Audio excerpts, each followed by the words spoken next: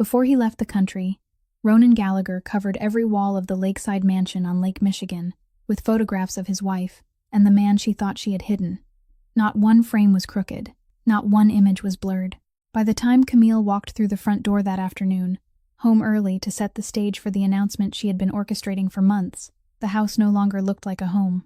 It looked like a courtroom built from glossy paper, cold light, and 6 years of lies.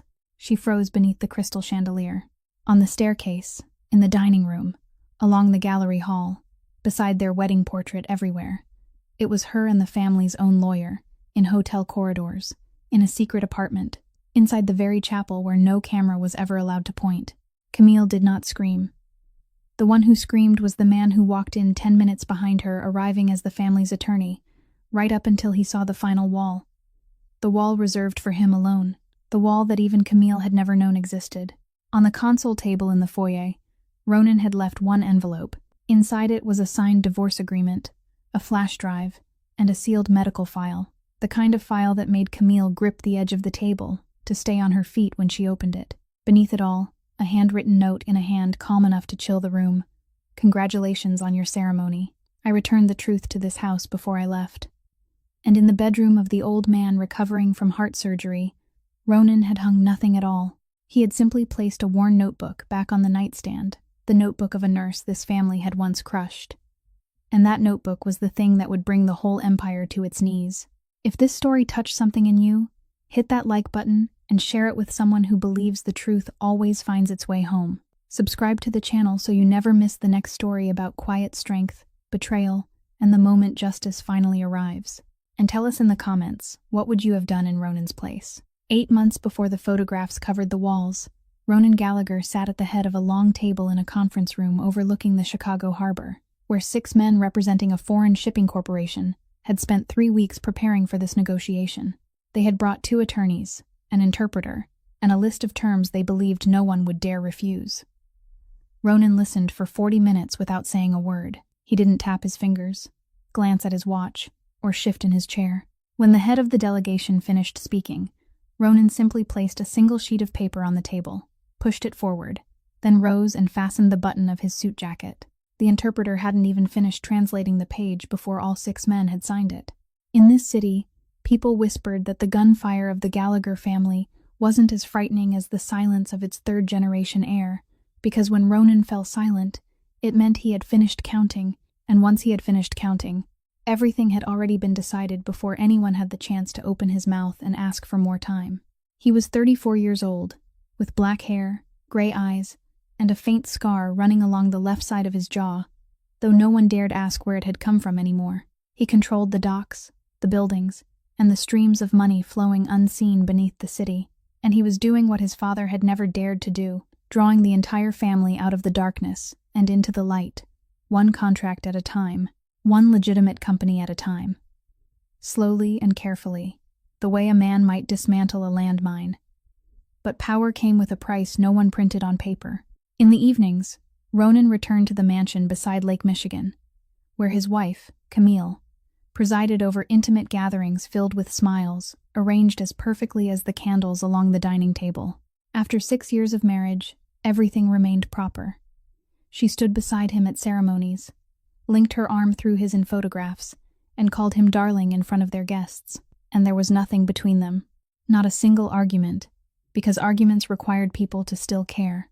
Not one breakfast filled with laughter, because laughter required people to want to remain at the table for another 5 minutes. Ronan believed this was the price of the world in which he lived. That men like him weren't born to have a home, but only to guard an estate. He had grown accustomed to rooms crowded with people, yet utterly without a pulse.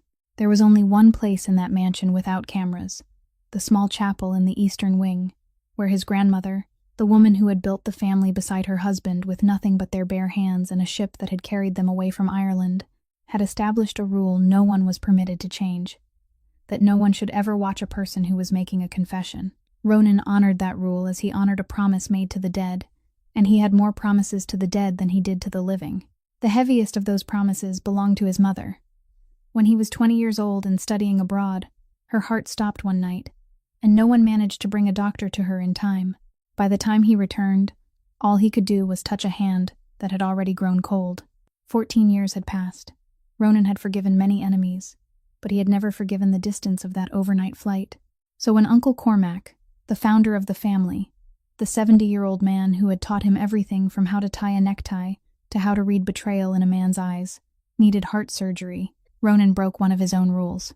He, the man who had never allowed a stranger to pass through the mansion gates, ordered his people to find the finest nurse in the state, whatever the cost, regardless of her background, with only one requirement, that she must keep the old man's heart beating. The personnel department submitted 3 files. Ronan studied only one of them closely, the file of a 27-year-old intensive care nurse, whose record had led her department chief to write a single sentence of recommendation. If my daughter had to be hospitalized, I would want this woman on the night shift. Ronan approved the file without meeting her, without conducting an interview, without even looking at her photograph for more than 2 seconds. It was only a stranger's name printed in the corner of a page. Tessa Marlowe. He had no way of knowing that his signature would become the most important decision of his life. More important than every business deal, every dock, and every building combined. 3 days later, Ronan left for the airport to begin an 11-week business trip to Singapore, for the largest deal in his plan to make the family legitimate. He kissed his wife's cheek with the proper formality beside the car, and Camille smiled and waved until the vehicle disappeared beyond the iron gates. Her smile vanished as quickly as a candle flame pinched between 2 fingers. Inside the house, her phone lit up with a message containing only 4 words. He's gone now. On the same night, Ronan's car passed through the mansion gates. On the other side of the city, Tessa Marlowe stood in the intensive care unit of a public hospital, with her fingers resting against the wrist of an elderly man who had just survived a critical episode, her eyes fixed on the small nurse's watch pinned to the front of her uniform. The machines around the bed were still running, and the numbers continued to flicker across the monitors, but she counted by hand, 1 beat at a time, as though machines were meant to offer guidance, while the human touch was what deserved to be trusted.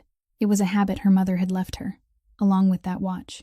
Her mother had also been a nurse, and she used to tell her daughter that a machine could measure a heartbeat, but couldn't measure a human being, and that a good nurse had to touch her patients, had to let them know that someone was truly there. Her parents had died in a fire when she was 19, just as she had begun nursing school, and from that night forward, the watch became the only thing she carried with her through every shift. When her shift ended at 6 o'clock in the morning, Tessa didn't go home right away. She sat in the locker room and opened the envelope that had been in her pocket for 2 days, the one she hadn't dared to read a second time. It was a notice from a debt collection agency. The medical loan taken out in her younger sister Piper's name for surgery 2 years earlier had been sold to another finance company. The interest rate had been adjusted, and the monthly payment had nearly doubled. Tessa read the number on the final line and did the calculation she had done hundreds of times before. 1 nurse's salary, minus rent, minus her sister's tuition, minus food, and the answer was always the same. It wasn't enough. Her phone vibrated.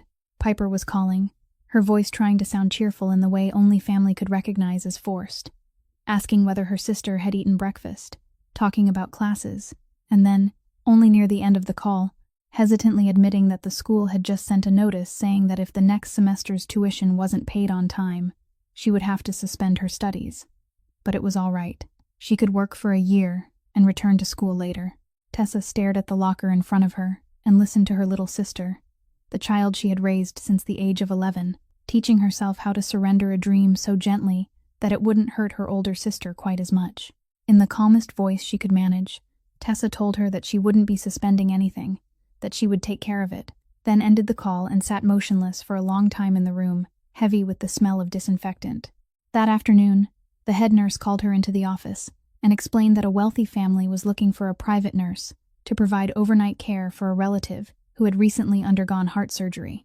They had specifically asked for the very best, and the compensation they were offering was 3 times her hospital salary. The woman added only one thing, that it was the Gallagher family, and in this city people didn't ask many questions about that name.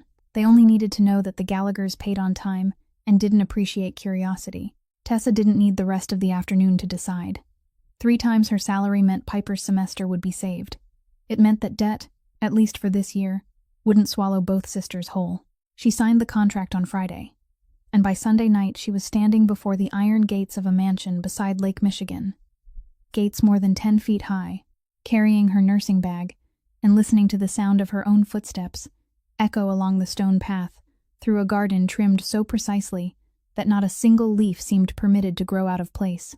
The housekeeper, a woman named Brennan, led her through long corridors lined with portraits of generations past and briefly explained the rules of the house, which areas she wasn't allowed to enter, which hours she wasn't permitted to walk the halls, before finally stopping outside the patient's room. Cormac Gallagher lay in the bed, 70 years old, with the face of a man who had spent his entire life giving orders and now had to remain still while someone else guarded the beating of his heart, though his eyes were still sharp, as though the surgery had reached his chest but hadn't touched his gaze. He watched the new nurse from the moment she entered, noticing where she placed her bag, how she washed her hands, and how carefully she checked every medication on the table. Then, when it was time to take his pulse, he saw that the young woman didn't look at the expensive modern machines surrounding the bed. Instead, she gently took his wrist in her hand, lowered her eyes to the small, worn watch pinned to her uniform, and silently counted, with her lips barely moving, her fingers warm and steady against his skin like a promise. The room was so quiet that the ticking of the second hand could be heard. Cormac Gallagher, a man who had survived his entire life by seeing through people before they had the chance to speak, studied the young woman for a long moment before saying, his voice rough but every word clear, that she counted as though a human life were something worth counting carefully. Tessa looked up, but before she could answer, the old man continued, his eyes never leaving her, saying that in this house, people rarely counted anything except money. She remained silent for one heartbeat, then replied that from tonight onward, the house had one more person who counted something else. For the first time since the surgery, the corner of the Gallagher family founder's mouth lifted into something that almost resembled a smile. 3 weeks after that first night, Ronan flew back to Chicago in the middle of his business trip to sign a series of documents that couldn't be delegated, intending to remain for only 4 days before returning to Singapore. His flight landed close to midnight, and when the car carried him through the mansion gates, the entire house had already fallen into darkness, except for one illuminated window in the eastern wing, Uncle Cormac's room. Ronan went straight upstairs, his footsteps making no sound, the habit of a man raised in a world where a noise could be the last thing someone ever heard, and he stopped at the partially open doorway. Inside, a young woman in a nurse's uniform sat beside the bed with her back straight, one hand holding the sleeping old man's wrist, her eyes lowered to a small watch pinned to her chest, while her other hand wrote neat, steady lines in a notebook resting on her lap. She didn't hear him, or perhaps she did and simply didn't consider his presence more important than finishing the full minute she was counting. Ronan stood there watching the scene longer than he had intended, because in this house he was accustomed to every door opening and everyone immediately rising to their feet, every greeting polished in advance, and this was the first time anyone had ever made him wait. When she finished writing the final line and looked up, their eyes met, and Ronan waited for the familiar startle, the sudden stiffness of someone realizing that Ronan Gallagher stood before them. It didn't come. The young woman merely gave him a small nod in greeting, lowered her voice, and said that the patient had only been asleep for an hour, and that if he wished to visit, he should wait until morning. Then she returned to her notebook as though the most powerful man in the city were nothing more than a guest who had arrived at the wrong hour. Ronan asked whether she knew who he was, not out of wounded pride but out of genuine curiosity, and Tessa replied without looking up that she did, that he was the man who paid her salary, while the old man sleeping in that bed was the person whose care she had accepted responsibility for, and inside a patient's room, responsibility came before salary. He remained silent for a moment, then asked in a lower voice whether she wasn't afraid of him, because everyone who entered this house was afraid. This time she lifted her eyes and looked directly at him, with the weary gaze of someone who had stayed awake through too many night shifts, and answered with a calmness that made her words twice as heavy, saying that a person who was about to lose everything didn't have much left to fear. Mr. Gallagher. Ronan didn't ask, but during the 4 days he remained at the mansion, he began to notice something that unsettled him in a way he couldn't name. Everyone in the house performed around him. His wife performed the role of a wife, the guests performed the role of friends, and his men performed the role of loyalty. Only the night nurse performed nothing at all. She simply did her work, and because of that, she was the only real person in a house filled with people. On the final night before his flight, he stopped by his uncle's room once more and met her in the hallway just as she had finished her shift. Out of courtesy, he asked how the old man was doing, Tessa answered with the precise brevity of a medical professional, then hesitated for half a second and added something that would never appear in any chart, that his heartbeat was stronger than the records suggested, and that the house itself was what seemed to be growing weak. Ronan paused and was about to ask what she meant, but she had already lowered her head in farewell and walked toward the servants' staircase, leaving those words lodged in his chest throughout the 16-hour flight back to Singapore, though he couldn't understand why. Tessa hadn't spoken those words without reason. 1 week earlier, while checking the medicine cabinet at the beginning of her shift, as she always did, she discovered that the strength listed on the patient's heart medication didn't match the surgeon's prescription. The difference was small enough that an ordinary person wouldn't have noticed, yet significant enough that an intensive care nurse couldn't ignore it. She brought the matter to the lady of the house, Mrs. Camille, who received her in the drawing room with a perfect smile and a smooth explanation that perhaps the pharmacist had delivered the wrong batch, that Tessa shouldn't worry, because medication in this house had always been personally managed by her. Tessa thanked her politely and nodded, but her mother, who had also been a nurse, had taught her daughter something before she had ever taught her how to hold a stethoscope, that in this profession, one could believe what another person said, but medication could only be administered according to what was written in the records. So from that day forward, she quietly compared every pill against the hospital's original prescription, gave only the exact dose the doctor had ordered, and recorded everything in her handwritten monitoring notebook: the date, the time, the strength, the heartbeat, before and after each dose, every line written carefully by someone who had been taught that caution was a form of kindness. She didn't know that beneath that roof, her carefulness was standing in the path of a plan that had already reached its halfway point, and that every line she wrote was both a heartbeat saved and another line in the sentence that was about to be handed down against her. By the 12th week, the Singapore deal was complete, and Ronan returned to Chicago for good, bringing with him a suitcase full of documents and the habit of working past midnight in his study, so the light in the mansion's western wing now often burned at the same time as the light in the sick room in the eastern wing, 2 people awake beneath the same roof without knowing they were guarding opposite ends of the same truth. Cormac's health improved with each passing week. He could sit up on his own, had demanded his chessboard, and had begun complaining about the bland porridge in the way sick people do when they know they are going to live. Every evening, he used sleeplessness as an excuse to keep the nurse beside him for another 10 minutes or so, sometimes telling her about the ship that had carried his parents away from Ireland, sometimes asking about the younger sister she was putting through college, and Tessa realized that after a shift, she told this old man things she had never told anyone else. That night, close to 2 o'clock in the morning, the tray had run out of the mild sedative Cormac sometimes needed, while his sleeplessness had not. So Tessa went downstairs to the reserve medicine cabinet near the eastern wing, the shortest route past the small chapel, the only room in the mansion that Mrs. Brennan had told her on her very first night had no cameras, because of the founder's rule that no one was permitted to watch a person making a confession. The corridor was dark, lit only by the dim night lamps casting their glow along the base of the walls, and as Tessa passed the chapel's heavy wooden door, she heard voices. She stopped by instinct, not because she meant to listen, but because she was surprised. At 2 o'clock in the morning, who could still be praying? Then she realized it wasn't a prayer. It was Mrs. Camille's voice, low and urgent, speaking to a man, and through the thick door Tessa could hear only broken pieces of their conversation. The man's deep voice reassuring her about something. Mrs. Camille cutting him off, and then one complete sentence slipped through the gap beneath the door, so clear that even months later Tessa could still hear it inside her mind. It only needs to be announced before the old man's birthday. Tessa stood motionless in the corridor, her heart beating faster though she didn't understand why. The instincts of someone who had spent her life saving others told her there was something wrong in those words. But reason reminded her that this was her employer's home, and the affairs of the family weren't the concern of a nurse. She stepped back, intending to take another route, and at that exact moment, the toe of her shoe touched a small object lying on the stone floor just outside the chapel door. She bent down and picked it up.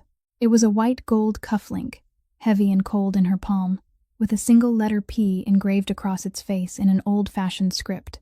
Tessa didn't think much of it. If someone in the house had dropped something, it should be returned to someone in the house. She slipped the cufflink into the pocket of her uniform, took the longer route to the medicine cabinet, collected the exact dose she needed, and returned to the sick room, where the old man was waiting beside a chessboard with the game still unfinished. She didn't tell him what she had heard, partly because she didn't want a heart patient burdened with worry, and partly because she still couldn't name the thing she herself should have been worried about. The following morning, when her shift ended, Tessa found Mrs. Brennan in the kitchen, placed the cufflink on the table, and explained that she had found it the night before in the corridor of the eastern wing, asking the housekeeper to return it to its owner because she didn't know whom it belonged to. The housekeeper looked at the cufflink, and Tessa caught something passing across the face of the woman who had worked in that house for 30 years. Not surprise, but something close to recognition. Before Mrs. Brennan quickly tucked it into the pocket of her apron. At that precise moment, Mrs. Camille passed the kitchen doorway.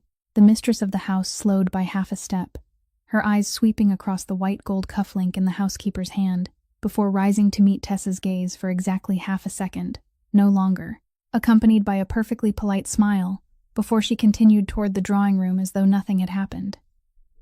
Tessa lowered her head in greeting and didn't understand.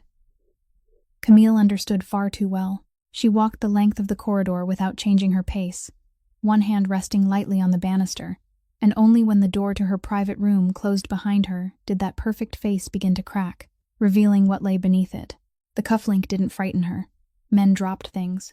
It was a small matter, something a single lie could erase. What made Camille's hand turn cold against the doorknob was another image entirely. The night nurse, with the hardbound notebook she carried everywhere. The nurse who had once sat in this very drawing room, polite and direct, asking why the strength of the heart medication in the cabinet didn't match the doctor's prescription. A person who kept careful records was a witness. And the most dangerous kind of witness was one who didn't yet know what she was witnessing, because no one could bribe a person who didn't know she possessed something worth selling. Camille stood before the mirror for a long time, watching the woman reflected there arrange every feature back into its proper place. And when she finally lifted the telephone and called her mother, her voice had become smooth as velvet once again. "Mother, I think it is time our family paid closer attention to Uncle Cormac's medication. I have heard that lately, a few things in the medicine cabinet haven't been counted as carefully as they should be." The blow fell on a Tuesday morning, less than a week after that half-second glance at the kitchen doorway, and it was arranged with such precision that whenever Tessa remembered it afterward, a chill ran down her spine. Ronan had left the city 2 days earlier for a brief business trip to the East Coast, the final journey needed to close the deal, and the house was without the only man who might have asked the difficult questions. As usual, Tessa arrived before her shift to receive the handover, and the moment she stepped through the side entrance, Mrs. Brennan met her with an expression Tessa had never seen on the face of that composed woman, the expression of someone who wanted to say something but wasn't permitted to speak. In the grand drawing room, Mrs. Camille stood beside a woman in her 50s, wearing an ivory silk suit, her hair swept into an immaculate updo, without a single strand out of place. Someone Tessa had seen visit for tea several times before, the mistress's mother, Mrs. Lorraine Draven. On the long wooden table, someone had already placed Tessa's nursing bag, the bag she always kept in the staff locker, with its zipper open, and beside it lay 2 objects arranged neatly on a white cloth, like evidence in a courtroom.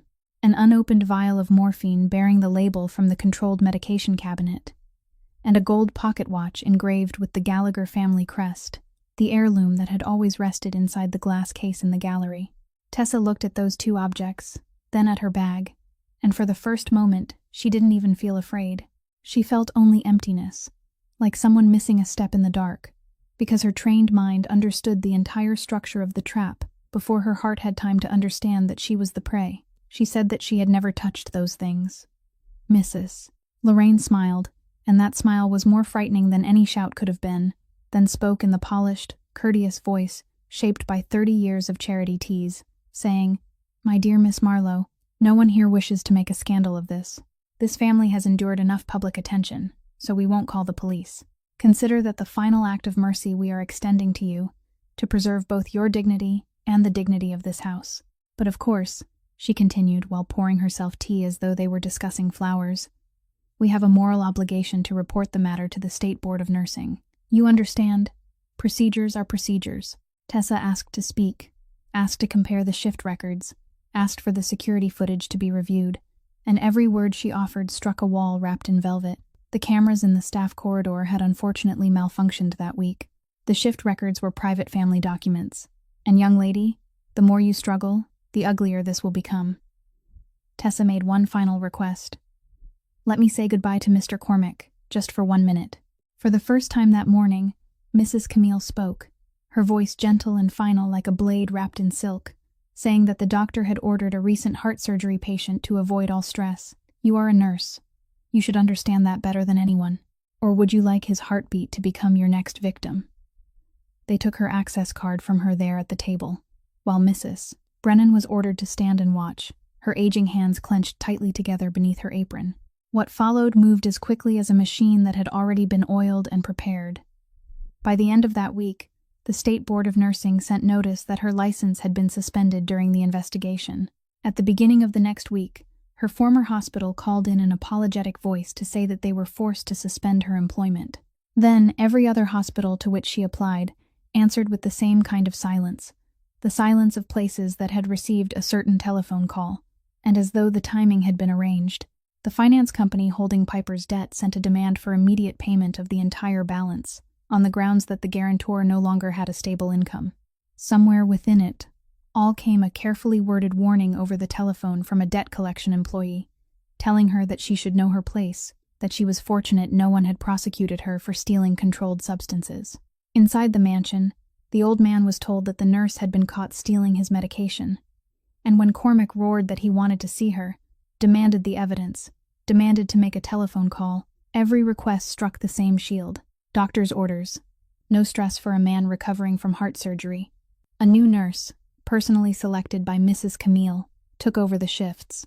The list of people permitted to enter his room was reduced to only a few names, and his telephone was put away so that he could rest and recover more quickly. Ronan returned home on Friday evening, exhausted from the flight, and Camille met him in the foyer wearing exactly the right measure of sorrow. She told him the first version of the story, the vial of morphine in the nursing bag, the family heirloom in the drawer. Such a terrible shame. I trusted her so completely. Thank goodness my mother handled everything discreetly to protect the dignity of our family. And Ronan, a man who could smell a fraudulent clause hidden within 400 pages of a contract, believed his wife, because he was tired, because every document laid before him appeared to fit, and because in 6 years he had never been given a reason to suspect that the greatest stage his wife had ever built stood directly beneath the roof of his own home. He asked only one question: "How is my uncle?" And when he was told that the old man was fine, Ronan picked up a pen and signed the internal order Camille had already prepared, prohibiting Tessa Marlowe from returning to the mansion grounds under any circumstances. That signature took less than 3 seconds. On Sunday afternoon, Tessa came to the iron gates one final time, not to ask for her job back, but only to leave the old man a handwritten letter saying that she hadn't done what they claimed and reminding him to take his medication on time. The new gatekeeper accepted the letter through the bars, looked at her with the eyes people reserved for thieves, and tore it in half in front of her, following the orders he had been given. Rain began to fall. Tessa remained there for a little while longer, rainwater streaming down her face until it could no longer be distinguished from anything else, looking through the iron bars toward the illuminated window in the eastern wing, where an old man was being lied to, and where the notebook she had accidentally left behind in the nursing desk still waited because she hadn't been allowed to retrieve it. Then she turned away and walked toward the bus stop, carrying with her the one thing they hadn't been able to confiscate, the truth no one had allowed her to speak. Many weeks passed, and life inside the mansion returned to its polished order. But some things were like grains of sand inside a shoe, not enough to make a person fall, yet enough to make every step uncomfortable. The first came from the family's accounting department. A single line in the monthly expense report that Ronan noticed while reviewing every number out of habit. Nurse Marlowe's final month's compensation hadn't been paid because the recipient hadn't come to collect it and hadn't responded to any emails. Ronan remained on that line longer than necessary. He had known every kind of thief in his life, those who stole small things and those who stole entire companies, and they all shared one trait. None of them refused money. A woman desperate enough to steal morphine and sell it had walked away from a month's salary worth 3 times what she earned at the hospital. Money she had every legal right to receive. It didn't fit, and things that didn't fit disturbed Ronan in the same way a crooked painting disturbed a collector. The second came one evening as he passed his uncle's room. The door was partially open, and he heard the old man speaking from inside, whether to Ronan or to the emptiness. He couldn't tell, his voice rough and slow. That girl never wrote down a single number incorrectly. Someone who recorded every heartbeat accurately doesn't steal medicine. Ronan stopped in the corridor. He wanted to enter and ask questions, but the new nurse closed the door with the familiar reminder that the patient needed rest, and Ronan allowed himself to be pushed away. Just as everyone in this house allowed themselves to be pushed by doctor's orders no one ever verified. But the words remained. The third was a question that grew inside his mind during a sleepless night, so simple that he was angry with himself for not asking it sooner. Why hadn't anyone called the police? This family had never hesitated to involve the police when they were useful, and the theft of a controlled substance was a criminal matter. There were procedures, fingerprints, records showing every item entering and leaving the medication cabinet. All the things that could have proven the culprit's guilt within 3 days. Yet they had chosen the quietest path. A professional disciplinary board where everything was decided on paper and no one's fingerprints were taken. Ronan sat in his study at 3 o'clock in the morning, slowly turning a cup of cold coffee, and said to himself the sentence he would later repeat to Emmett. A person who has truly been robbed calls the police. A person who has staged the theft calls a disciplinary board. The next morning, he summoned Emmett Doyle, a 45-year-old man who had been uncovering the truth for the Gallagher family since Ronan's father's time, the only person in the organization permitted to deliver bad news without sweetening it first. Ronan gave him a brief order. Reconstruct the entire Marlowe nurse incident. Do it quietly. No one can know, including anyone inside this house. When Emmett questioned him with his eyes, asking whether his employer meant even the lady of the house, Ronan answered only that he didn't suspect anyone. He simply hated things that made no sense, and there were 3 contradictions in this house wearing the same story. Emmett worked like an old craftsman, leaving no seam untouched. The cameras in the staff corridor had been reported broken during the exact week of the incident, but Emmett knew something the person who reported the failure didn't know. 2 years earlier, after an information leak, Ronan himself had ordered a separate backup storage system installed, and only 3 people in the entire organization knew its password. The backup footage was still there, and in it, on the evening before the evidence was discovered, Camille Gallagher, the mistress of the house, entered the staff locker area, a place she hadn't had any reason to visit during the 6 years she had lived in the mansion, stood in front of Nurse Marlowe's locker for exactly 90 seconds, and opened the zipper of the nursing bag with a hand covered by a silk glove. Emmett watched the footage 4 times before bringing it to Ronan, and he placed the tablet on the study desk without saying a word, because 30 years in his profession had taught him that some truths had to be seen with one's own eyes. Ronan watched it once. He didn't replay it. His expression didn't change.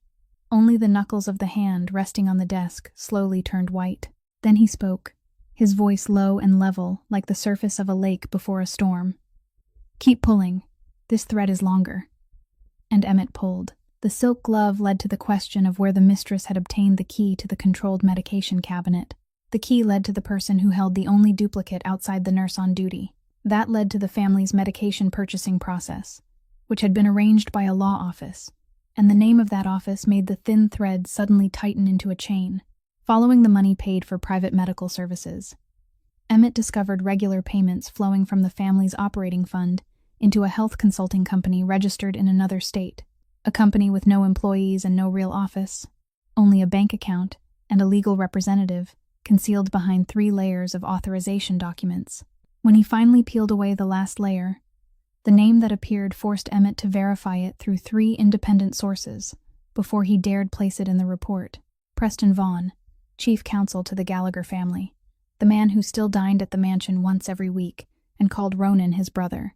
Preston Vaughn's name had been lying on the study desk for 3 days when Ronan remembered the notebook. He remembered the first night he met the nurse, the image of her hand writing steady lines in the hardbound notebook resting on her lap, and he summoned Mrs. Brennan and asked only one question: whether the belongings Miss Marlowe had left behind were still there.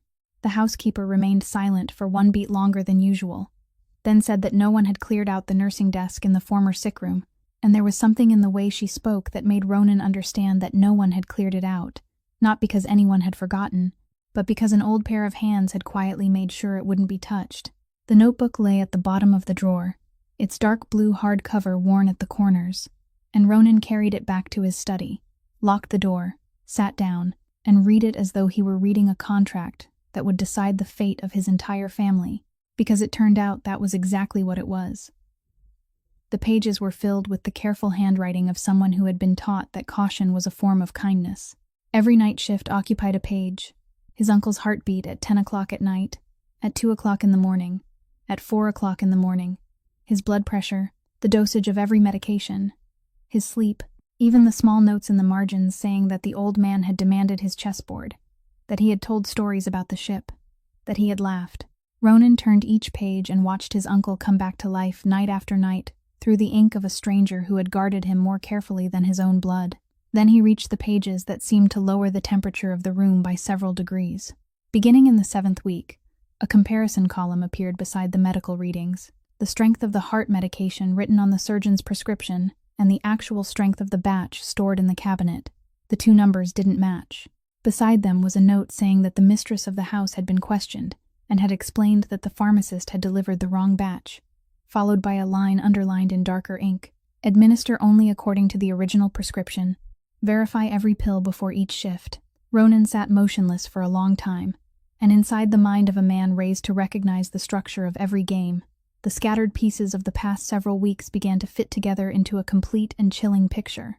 Someone had switched his uncle's medication, not to kill him, because death left a body and questions, but to make the old man weaker, more exhausted, more confused, until one day his hand would tremble as he signed documents transferring power that he could no longer read. And that day had already been chosen. It only needs to be announced before the old man's birthday. But the plan had encountered something no one had anticipated. A provincial nurse with the habit of comparing every pill against the original prescription. And throughout the time she remained on duty, the old man hadn't grown weaker at all. He had become stronger with every passing week, demanding his chessboard, demanding seasoned food, laughing aloud. That was why she had to be removed. And she had to be removed in the cruelest possible way. Simply firing her wouldn't be enough, because she would still have a voice. Her credibility had to be destroyed. She had to be turned into a nurse who stole medication, because no court, no board, and no person would ever trust the records of a thief. Every line she had written would die along with her reputation. Tessa Marlowe hadn't been framed because of a cufflink. She had been framed because she had kept her records too carefully. Ronan closed the notebook, and at that exact moment, Emmett knocked on the door, carrying the second file Ronan had requested the week before, the remainder of the chain. He placed it on the desk, and for the first time in 30 years of delivering bad news, the man spoke before opening the file. "You should sit down before you look at this, sir." Inside were photographs spanning the 11 weeks Ronan had spent in Singapore, and even the time before that. Camille and Preston in the corridor of a hotel in the center of the city. Camille entering an apartment building registered to a shell company. Preston's car parked in the garage of that building and photographs taken through all 4 seasons. And the final page wasn't a photograph, but a copy of a medical record from a discreet private maternity clinic, issued under a woman's maiden name, Camille Draven, nearly 14 weeks pregnant. Ronan looked at that number, and the mind that never stopped counting automatically worked backward to the weeks when he had been half a world away from home. Then he stood, walked to the wall behind his desk, opened a private safe whose contents even his wife had never seen, and removed a sealed medical file that had been sleeping there for 5 years, ever since the accident when he was 29, a file bearing the signatures of 2 leading specialists, and a conclusion he had never shared with anyone, not even the woman he had married, because in his world, a weakness spoken aloud became a weakness that could be used. The conclusion stated that his chances of fathering a child were almost non-existent. He placed the sealed file beside the pregnancy report, the 2 documents lying next to each other on the wooden desk.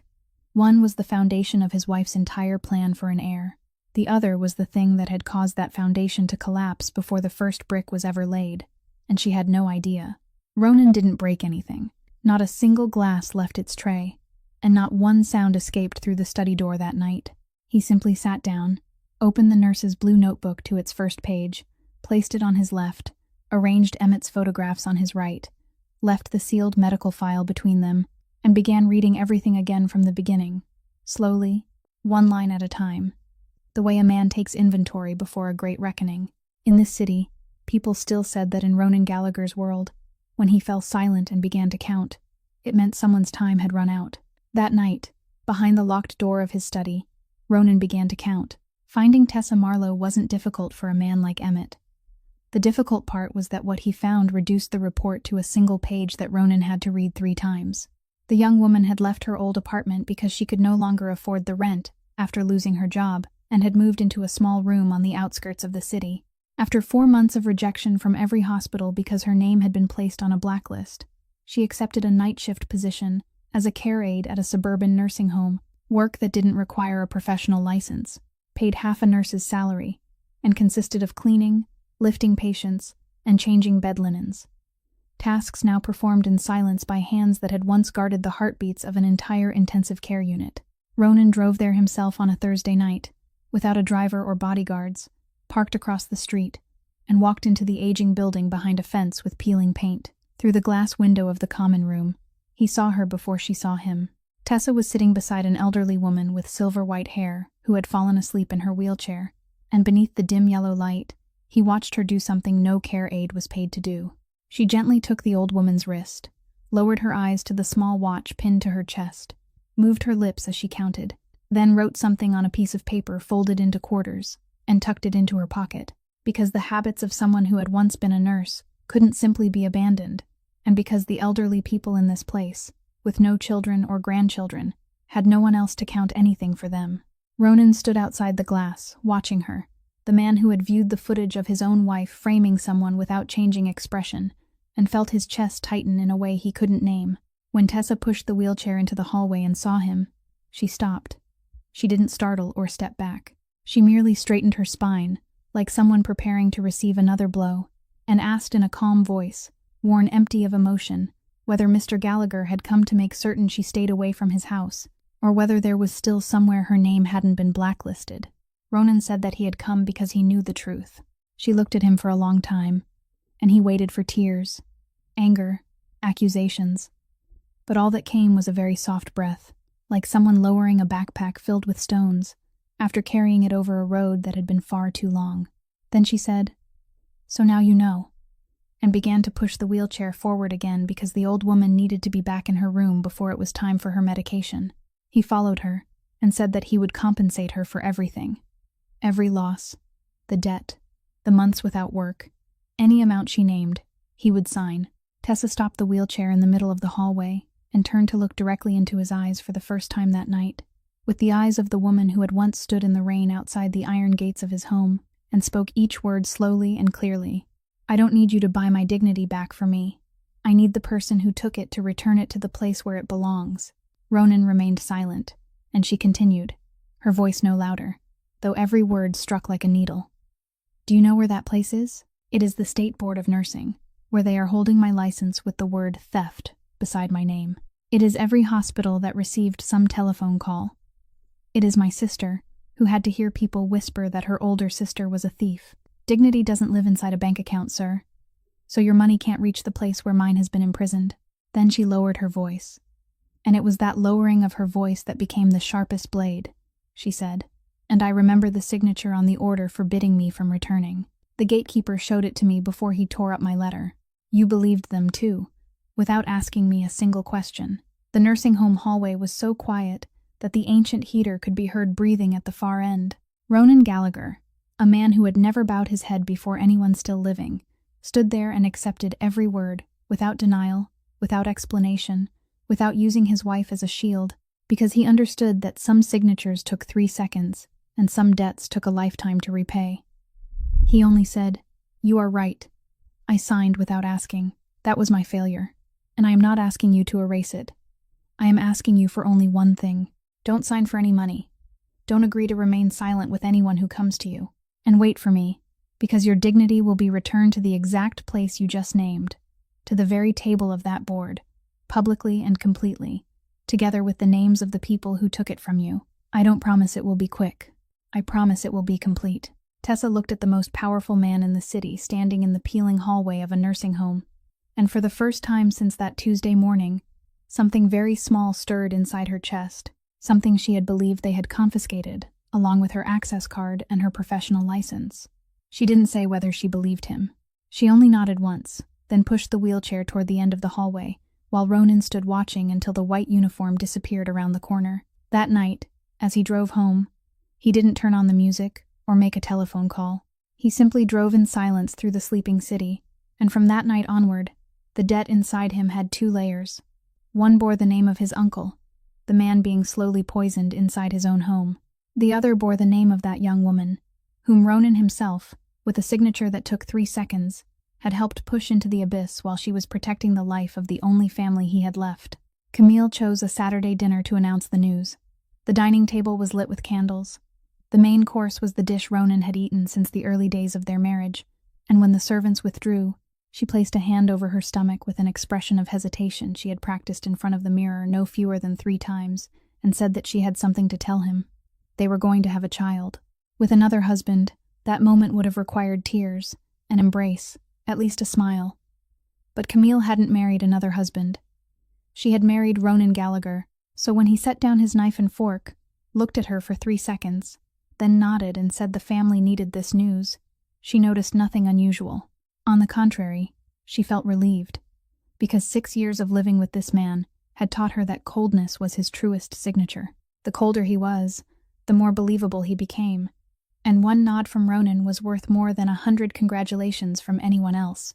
She added in a voice soft as silk that she wanted to make the announcement at Uncle Cormac's 70th birthday celebration before the entire family, so that the joy might help him recover.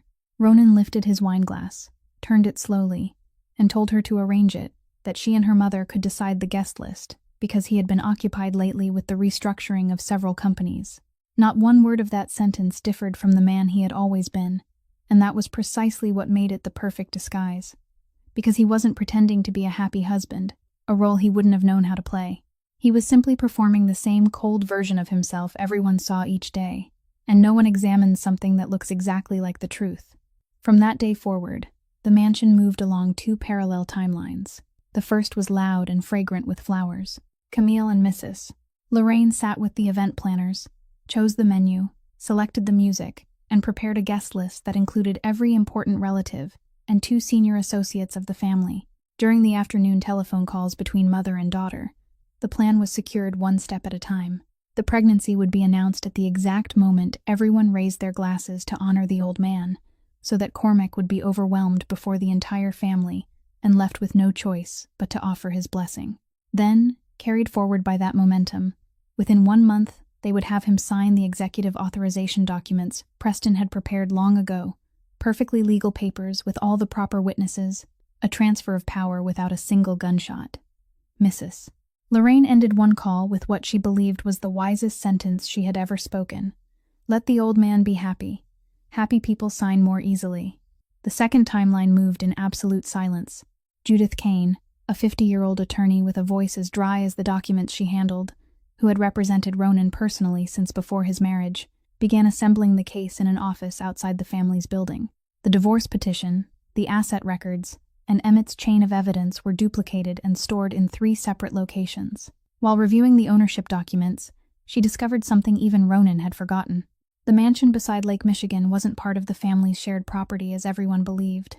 It had been purchased through the inheritance fund his mother left him and had remained registered to that fund ever since, which meant that legally, every wall, every corridor, and every room in that house belonged to Ronan alone. He had complete authority to do whatever he wished inside it, including turning it into whatever he wanted it to become. Judith delivered the news in a single sentence over a secure line. The house belongs to you, not to them. At the other end of the call, Ronan stood looking through the study window toward the lake for a very long time. During those same weeks, he did something that appeared in none of Judith's files. Through 2 layers of intermediary companies, the entire medical debt in Piper Marlowe's name was purchased from the collection agency by another party. The interest was immediately frozen. Every collection call stopped from that moment onward, and on paper, the new creditor was only an anonymous company name the Marlowe sisters would never be able to trace. He remembered Tessa telling him that his money couldn't reach the place where her dignity had been imprisoned, so he quietly removed the noose from the necks of both sisters and reserved the restoration of her dignity for another kind of repayment. The final days before the celebration passed in a state of perfection so complete it was almost frightening. Florists came and went. The menu received its final approval. Camille tried on dresses before the mirror 3 times and chose a cream-colored one that emphasized the curves now beginning to show on a woman nearly 6 months pregnant. Preston sent flowers wishing Uncle Cormac good health, accompanied by a carefully written card worthy of a devoted nephew. Mrs. Lorraine ordered invitations printed with the family monogram, and all of them moved with the confidence of chess pieces that believed they were the players. Not one of them knew that in the mansion's western wing, behind the locked door of the study, a safe held a sealed medical file 5 years old, and the man who possessed the key still sat alone every night, reading the blue-covered notebook of a nurse and comparing every date on the calendar with every step of their plan, patient as a watchmaker waiting for the pendulum to reach the precise point of descent. The birthday celebration they had so carefully prepared as the stage for their coronation, he had decided would become their courtroom, and the invitations had been sent by their own hands. The letter arrived one afternoon just after Tessa finished her shift, lying in the mailbox of her rented room among several advertisements, inside a thick white envelope with no sender's name, no return address, and a postmark from a district she had never visited. She opened it at the kitchen table and sat motionless for 10 minutes. Inside was a copy of the inventory record for the mansion's controlled medication cabinet, signed to confirm that every item was accounted for and dated 1 day after the morphine vial had been found in her bag, which meant the evidence had appeared in her bag before the medication cabinet had even reported anything missing, a fatal contradiction that only someone with access to the household's original records could have known. Along with it was a copy of the pharmacy delivery receipt, showing that the batch of heart medication with the incorrect strength hadn't been sent by mistake at all, but had been specially ordered through an additional purchase request, approved with the signature of the mistress of the house. Finally, there was a sheet of white paper folded in half, with only one sentence written across it in careful slanting handwriting. You once guarded the heartbeat of this house. Now it is time for this house to beat again for you. By the 10th time Tessa read those words, she realized that her hands were trembling, not from fear, but from the unfamiliar feeling of someone drowning who had suddenly touched a hand without knowing whose it was. She immediately thought of Ronan, because who else could it be? Who else in that house both knew the truth and had the authority to touch the original records, and the thought made her angry in a way she couldn't name. If it was him, why hide his identity? Why promise to restore everything publicly and properly, only to come through the back door as though the truth were some charitable gift? The following evening, she went to the address of the transportation company the newspapers always mentioned when writing about the Gallagher family's effort to become legitimate, waited in the parking lot until nearly 10 o'clock at night, and when Ronan emerged with Emmett, she walked directly toward him, pulled out the white envelope, held it up, and asked without greeting him whether he had sent it. Ronan took it and read every page beneath the parking lot lights, while Tessa watched his face the way a nurse watched a patient, searching beneath the skin for a genuine reaction. She saw his eyes pause on the inventory record, saw his jaw tighten at the delivery receipt, and then saw something she hadn't expected. Real surprise. The kind even the finest actor couldn't perform. He returned the envelope and said that it hadn't come from him, because if he had sent it, she wouldn't have received it through the mail. Then he remained silent for a moment, before adding more slowly that whoever had sent it knew things that had taken even him many weeks to uncover, and that person was standing on her side from inside the house. The two of them stood in the empty parking lot, looking down at the white envelope, silently passing through every face inside the mansion, and neither of them could find a name that fit the empty space. Who in a house where every loyalty had already been bought or weighed, would still dare to stand quietly beside a nurse branded as a thief? The question remained suspended between them without an answer, and Tessa carried it back to her rented room, placed the envelope beneath her pillow like a small lamp, and for the first time in many months, slept without dreaming of the iron gates. During that same week, on another side of the chessboard, Emmett brought Ronan a discovery he called the loose thread on a garment that was too smooth. Preston Vaughn was careful to the point of suspicion. Every exchange with Camille passed through a self-deleting application, and every movement of money was hidden behind 3 layers. But even the most careful man needed somewhere to store his caution, and Emmett found that place. A second unregistered telephone that was only turned on during Wednesday afternoons at a coffee shop beside a gym. That telephone didn't call Camille. It regularly exchanged messages with a number in New York, belonging to the youngest daughter of a rival family that had fought the Gallaghers for harbor contracts for 2 decades. The frequency and timing of those messages revealed a relationship that had lasted at least 1 year. Running alongside the New York business trips Preston continued to report as meetings with associates. The lawyer was walking 2 ropes at once, If the plan to seize the Gallagher family succeeded, he would have Camille and the seat of power. If it collapsed, he already had a doorway waiting in New York, through which he could escape while carrying every secret of the Gallagher family as his dowry. Camille, the woman who believed she was holding the strings, was in truth nothing more than a reserve chess piece in another man's pocket. Emmett asked whether the information should be added to the file for Attorney Kane.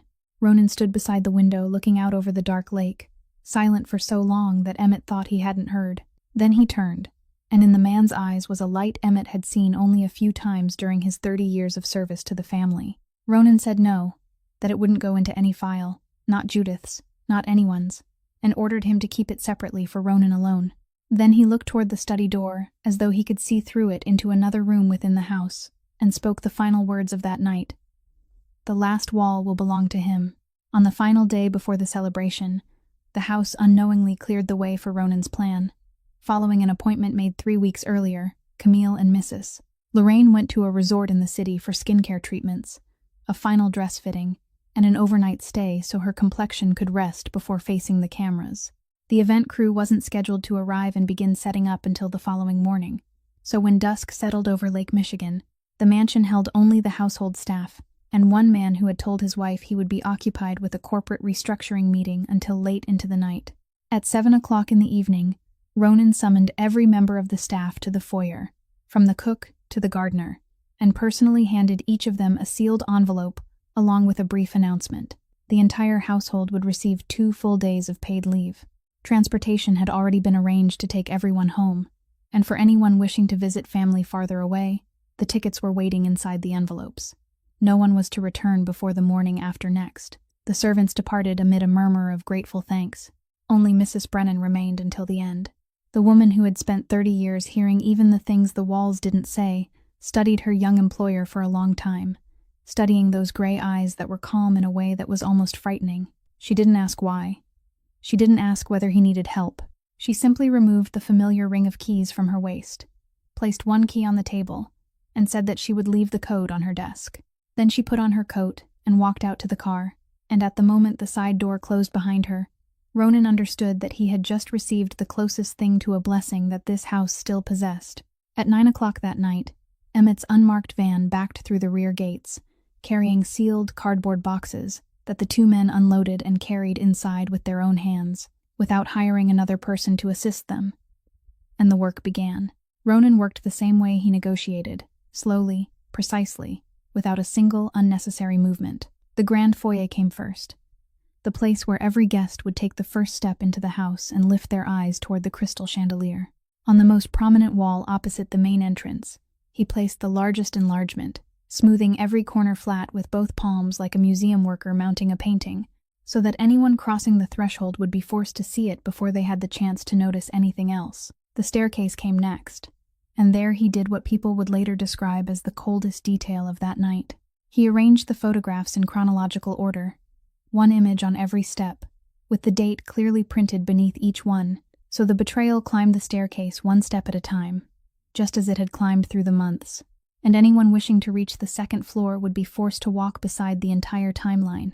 There was no shortcut, just as there had been no shortcut for him through 6 years of marriage. He remained longest in the gallery, beneath the stern portraits of his ancestors in their gilded frames, the men and women who had built this family with nothing but their bare hands and a ship that carried them away from Ireland. He carefully displayed every invoice, every transfer order, and every account statement showing how the family's money had flowed into the shell company. Each document was aligned beneath the gaze of an ancestor, so that those who had sweated to build the fortune could look directly upon the people who were hollowing it out. When he reached the chapel, he brought no photographs with him. He pushed open the heavy wooden door, walked past the short rows of pews beneath the dim glow of the sanctuary lamp, and left only one object on the Bible resting at the center of the altar, the white gold cufflink engraved with the letter P that Mrs. Brennan had returned to him along with her account of that morning at the kitchen doorway. Beside it, he placed a folded sheet of paper bearing one handwritten sentence: God doesn't need photographs. In the office at the end of the second-floor corridor, the room Preston used whenever he came to conduct family business, Ronan locked the door behind him and remained inside for 40 minutes, longer than he had spent in any other room. When he emerged, the wall behind the desk had been completely covered with things that, outside of Ronan and Emmett, no living soul had ever seen. Then, he went to his uncle's room. The old man was sleeping deeply under the effect of a mild sedative, his chest rising and falling in a steady rhythm, and Ronan stood beside the bed for a long time. He placed nothing on these walls, not one photograph and not one sheet of paper. A heart patient didn't need another blade driven into him. He only needed the truth placed within reach. Ronan took the blue-covered notebook with its worn corners from the inside pocket of his coat and set it neatly on the bedside table, in the same place where it had once rested every night while the nurse sat on duty, so that the following morning, when Cormac awoke amid the commotion that would surely come, he would only need to reach out and touch the handwriting of the one person who had guarded his heartbeat, while the entire house guarded his fortune. There was one final room Ronan entered, and left with empty hands: the kitchen. He stood among the cold stone counters where, 30 years earlier, his mother had kneaded dough every Sunday morning and taught her young son that waiting for bread to rise required patience. He decided that this place would bear no trace of the betrayal. Some memories couldn't be allowed to become poisoned, not even by a single piece of paper. At 3 o'clock in the morning, the empty cardboard boxes were loaded back into the van, and Emmett departed through the rear gates. Ronan made one final circuit of the house, straightened a frame that hung half a centimeter crooked at the foot of the staircase, placed a large envelope on the console table in the center of the foyer, then switched off the lights one section at a time, like someone lowering the curtain before a performance. He sent his wife a brief message, saying that his return flight had been delayed and that he would arrive in the middle of the celebration. Across the city, inside a resort room scented with essential oils, Camille read the message, smiled, and set her telephone aside, thinking that her husband's absence during the first half of the evening would only make things easier. Her stage needed that empty space. At dawn, while Lake Michigan was still gray as cold steel, a black car left the mansion and carried Ronan Gallagher to the airport. And behind him, the silent house waited in the light of morning, every wall having already memorized its part. The sound of tires grinding over the gravel outside the gates cut through everything. Camille was still standing in the middle of the foyer with the medical file in her hands. Preston still hadn't recovered from the shock of the wall inside the office. He had rushed upstairs to see on his own trembling legs, and both of them realized a truth as simple as it was merciless. The celebration could no longer be cancelled. The invitations bearing the family monogram had been sent 3 weeks earlier. The guests had already arrived, and there wasn't a single servant left in the house to send out and block the gates, not one pair of hands to tear the photographs down in time. The house had been abandoned to the truth for one full night, and now the truth refused to give it back. Camille lunged toward the nearest photograph on the foyer wall and tried to rip it down, her fingernails scraping against the adhesive that held it perfectly flat. But only one corner of the photograph tore away, revealing an identical second print mounted beneath it. The person who had hung the photographs had anticipated even this desperate movement of her hand.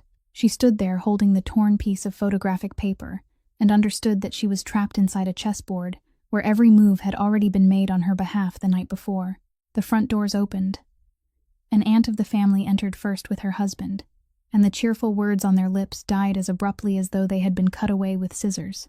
Then came the 2 senior associates, the family always called honored guests, men who had sat through every kind of negotiation imaginable, and even they, men who believed they had seen everything the world could show them, stopped frozen at the threshold, with the birthday gift still tied in its ribbon between their hands. Their eyes moved from the enormous photograph in the center of the foyer to the woman nearly 6 months pregnant standing beneath it, then to the chief counsel descending the staircase with a face as white as a blank sheet of paper. A younger relative entered last, still laughing at an unfinished story on his telephone, looked up, and the smile remained trapped on his face like something forgotten there. No one removed a coat, no one set down a gift. The grand foyer was filled with people, yet it was so silent that the steady breathing of the air conditioning above could be heard, because there are some sights for which etiquette has never written a response. Then the sound of a cane striking the stone floor came from the doorway, slow and even, one beat at a time, and the crowd parted like water. Cormac Gallagher entered the house bearing his family's name, exactly 70 years old that day, his back still straight, although his right hand rested his full weight upon the wooden cane. He stopped beneath the crystal chandelier and looked up at the largest photograph for exactly 3 seconds. No longer. Then did the one thing that made the entire foyer hold its breath. He walked toward the staircase.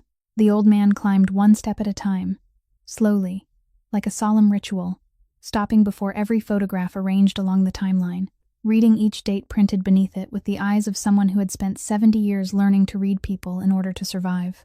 He didn't speak. His expression didn't change.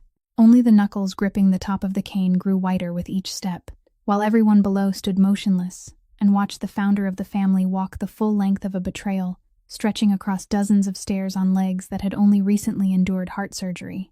When he returned to the foyer, he stopped before the medical file lying on the stone floor where Camille had dropped it, bent down and picked it up with the deliberate movement of a man who wouldn't allow anyone to do it for him, opened it, and began to read. They watched him read the first page, then the page bearing the signatures of 2 doctors, then lift his head, and that gaze traveled in one unbroken line from the document to the nearly 6-month curve beneath his niece-in-law's cream-colored dress. Camille stepped back half a pace. Then Cormac Gallagher spoke his first words since entering the house, his voice quiet but falling across the stone foyer like a sentence being handed down. The person who meant to surrender the Gallagher name to a lie will explain. No one answered. Preston chose that exact moment to do what men like him always did when the game collapsed. He began retreating toward the corridor, stammering something about calling the bar association, and his legs carried him back upstairs into the familiar office, perhaps to gather documents, perhaps only to hide. But the door opened, and he froze before the wall behind the desk for the second time in his life. This time Camille followed close behind him, because at that moment she refused to let him out of her sight, and over his shoulder she saw what the darkness of the office the night before hadn't allowed her to see completely. Photographs taken in New York. Preston with a young woman Camille had never met, though she immediately recognized the surname of the rival family printed on an event card visible in one of the images. Evenings extending across more than a year. Enlarged messages from a telephone she hadn't known existed. An entire escape route her lover had quietly constructed for himself. Camille stood in the middle of that room and collapsed for the second time within a single hour. The first time, she had been a wife exposed by her husband. This time, she was a woman realizing that she too had been nothing more than a reserve chess piece in the pocket of the man she had sacrificed everything to choose. 2 collapses upon the same walls, arranged by the same hand. She turned toward Preston and was about to speak when his telephone rang. An unknown number. He answered by the instinct of a drowning man, reaching for anything that might keep him afloat. And from the speaker came a woman's voice, clear, dry, and cold as a blade laid against glass. "My name is Judith Kane, legal counsel for Mr. Ronan Gallagher. I am calling to inform you that every document currently displayed inside the property has been duplicated and formally recorded. Any attempt to remove or destroy them will be documented as destruction of evidence. The divorce petition and all related legal claims were filed this morning. From this moment forward, all communication must go through my office. And before you ask, the answer is no. My client is no longer there to carry the consequences of your choices." No one ate birthday cake that night. The 3-tier cake remained untouched inside the kitchen refrigerator while Cormac Gallagher, using the same voice with which he had built this family half a century earlier, ordered everyone bearing the Gallagher name and the 2 senior associates to remain, while the other guests were escorted home with the brief explanation that the family had a matter to resolve.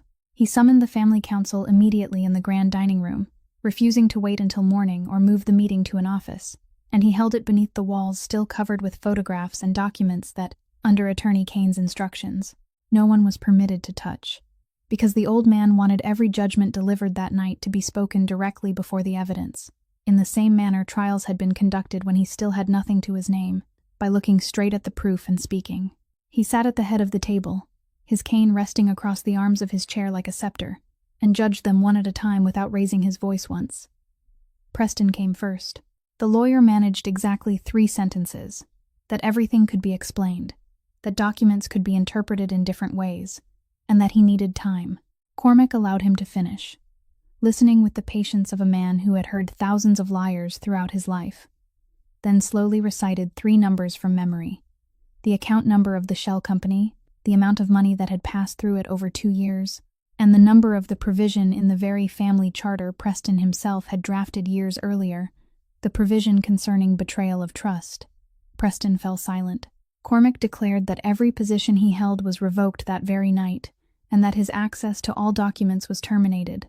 Then the old man did something no one in the room had expected. He turned to the two senior associates and said that the following morning, the entire file concerning the shell company, the fraudulent consulting contracts, and the taxes this gentleman had so skillfully evaded over the years would be delivered to federal prosecutors and the tax authorities, complete and voluntarily, by the family itself, because Cormac Gallagher understood something men like Preston never would, that the harshest punishment for a fox was to throw it to the very hunters it had once outwitted.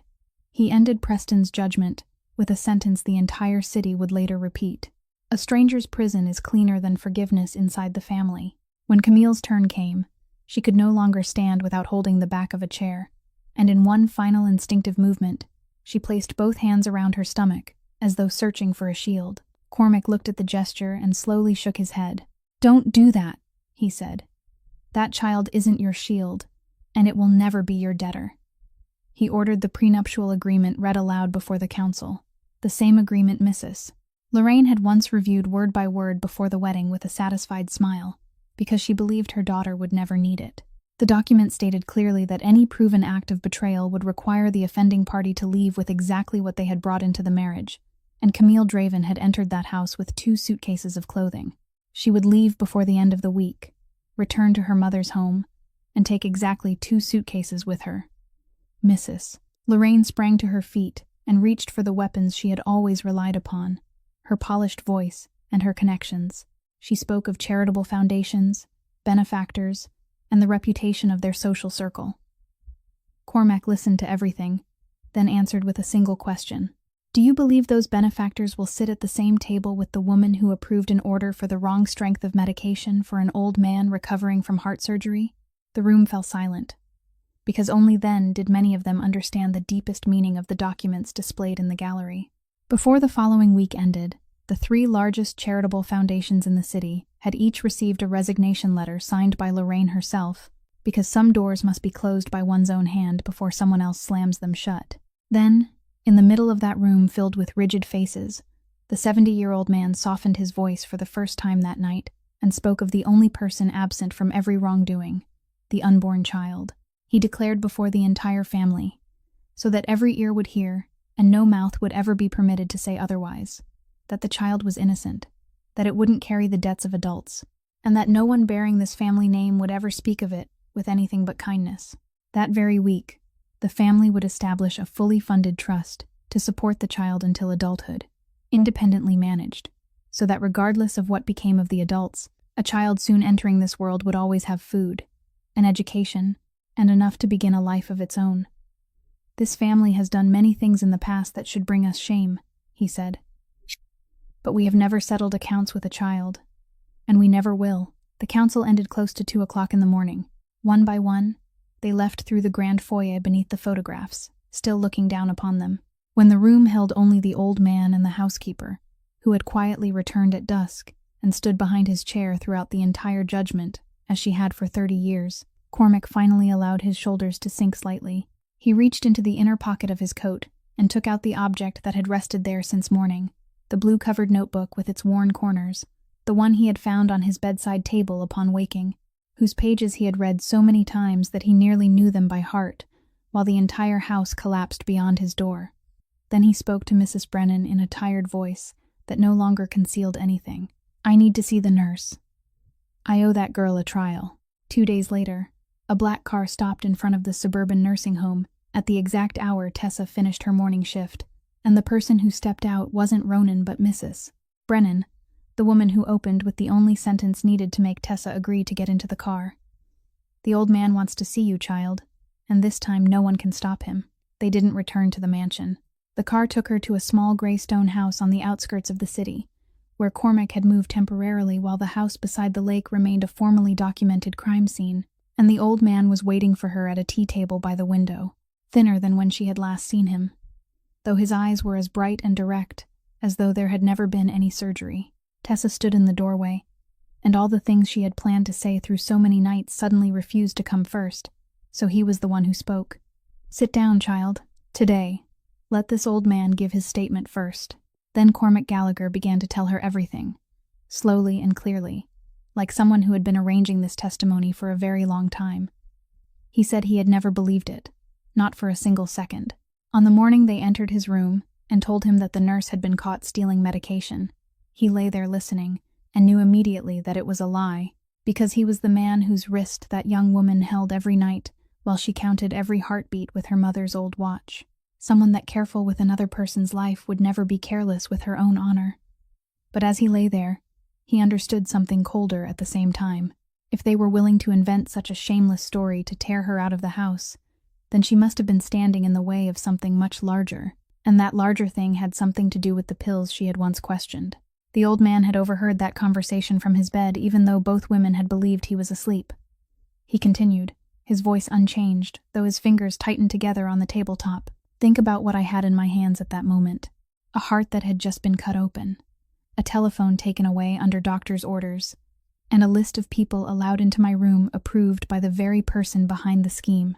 Had I shouted for justice for you that day, without evidence and without allies, they would only have smiled and said the old man had become confused after heart surgery.